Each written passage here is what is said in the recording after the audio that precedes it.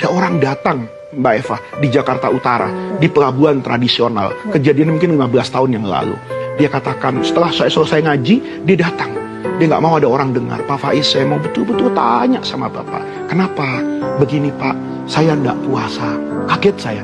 Ada orang ngaku langsung nggak puasa itu habis pengajian duhur. Gitu. Loh, kenapa? Dia jawabnya sederhana Mbak Eva. Kalau saya puasa, yang nggak puasa jadi 5 orang. Kalau saya nggak puasa, yang 5 orang puasa. Ternyata apa? Dia hanya kuli panggul di pelabuhan tradisional yang mengangkat beban semen, Mbak Eva, ke kapal kayu hanya menggunakan kayu saja, bukan tangga.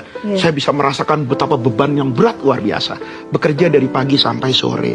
Katakan dia nggak sanggup untuk itu. Tapi kalau dia bekerja, dia bisa bawa uang. Dia larang anak-anaknya, nak, jangan ngojek payung.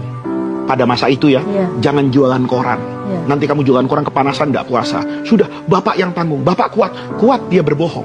Menyelamatkan 5 orang yang berpuasa, termasuk istrinya. Dia tidak berpuasa. Fikih itu, para pemirsa, tidak sesederhana yang kita bayangkan. Menjadi mufti, menjadi guru agama, menjadi kiai, itu tidak soal hitam putih dalam agama. Tapi ada realita di masyarakat yang mungkin harus kita sikapi dengan kebijaksanaan. Maka saya dengan niru guru-guru saya, itu saya peluk orang tadi. Saya merasa hari itu ditempeleng oleh Allah. Kenapa? Di saku saya ada amplop habis ngaji itu. Saya hari itu, Mbak Eva merasa, saya jadi ustadz masuk neraka. Kok bisa ya? Saya ceramah di masjid ini bertahun-tahun. Saya tidak tahu ada jemaah yang hidupnya sulit seperti itu, sementara saya bisa pakai jas seperti ini. Hari itu saya mengatakan, ini ada kezaliman yang terjadi pada diri saya. Maka sebelum saya nasihati orang itu, saya katakan, Bapak selamatkan dulu surga saya.